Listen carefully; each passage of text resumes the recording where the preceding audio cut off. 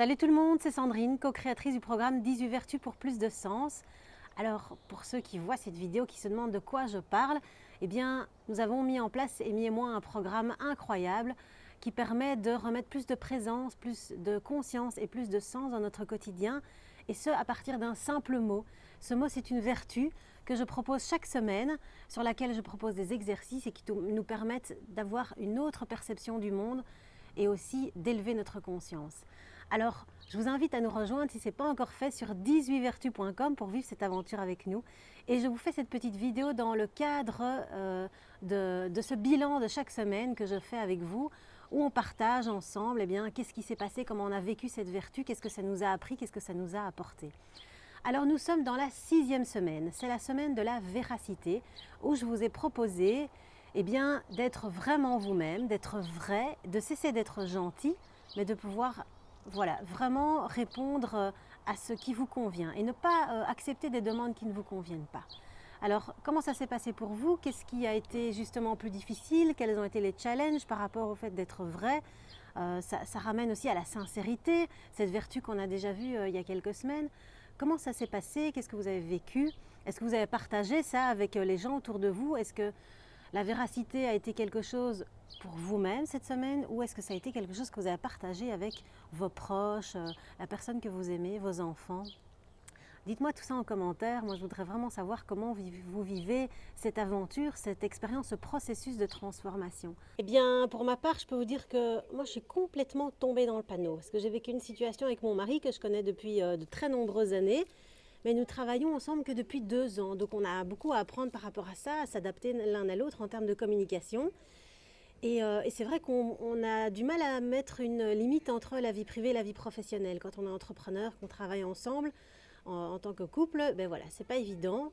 Donc on fait du work-life fusion en permanence. Et cette semaine, il y a un moment où il a commencé à me parler d'une dernière idée qu'il a eue, il a commencé à parler boulot. Et là, j'ai senti que j'avais pas envie de parler de ça à ce moment-là. Et puis, je me suis dit que j'allais quand même être gentille et que j'allais écouter ce qu'il avait à me dire. Et puis, je ne sais pas pourquoi je l'ai fait, parce que c'est ce que je vous avais proposé justement cette semaine, c'est d'aller écouter vos émotions. Et ben voilà, moi je suis passée à côté. Et donc, j'ai quand même décidé d'écouter ce qu'il avait à me dire. Et puis, tout d'un coup, les enfants qui étaient sur la banquette arrière dans la voiture ont commencé à se disputer, à se chamailler, à crier. Et là, mon sang n'a fait qu'un tour. J'ai commencé à hurler, on s'est engueulé avec mon mari, je lui ai dit que j'avais pas envie de parler de ça. Et lui, évidemment, il n'a rien compris à ce qui se passait, il n'a pas compris ma colère, mon agacement, parce que je ne l'avais pas exprimé et que je n'avais pas envie à ce moment-là.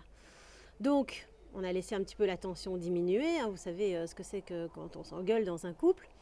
Et puis quand la tension était un peu plus apaisée, je lui ai fait comprendre qu'il y a des moments où je n'étais pas à l'écoute, je n'étais pas en mesure de pouvoir entendre ce qu'il voulait me dire, et que je préférais qu'on puisse postposer ces moments-là.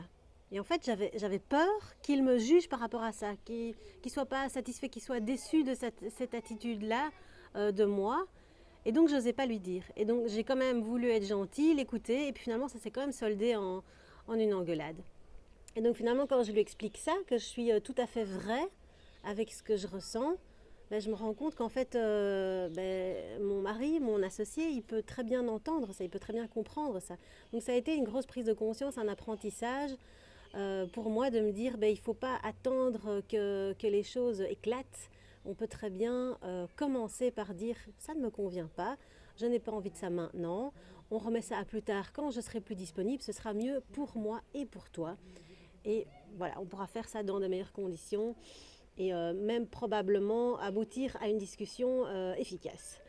Voilà, donc ça c'était ma petite expérience où je suis littéralement tombée dans le panneau cette semaine, mais voilà, j'ai pu faire appel à cette vertu de véracité et ça m'a beaucoup aidé, et puis ça nous a probablement aidé dans notre communication, dans l'apprentissage du travail en couple.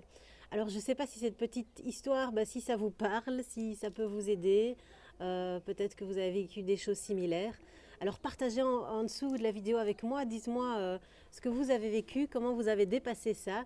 Et puis continuez à profiter, à expérimenter cette vertu jusqu'à la fin. Elle est vraiment très puissante, je trouve, cette vertu de véracité. Et puis on se retrouve lundi pour la prochaine vertu, pour la prochaine expérience. D'ici là, portez-vous bien, prenez soin de vous et prenez soin de chaque moment. Je vous embrasse très fort. Bye bye.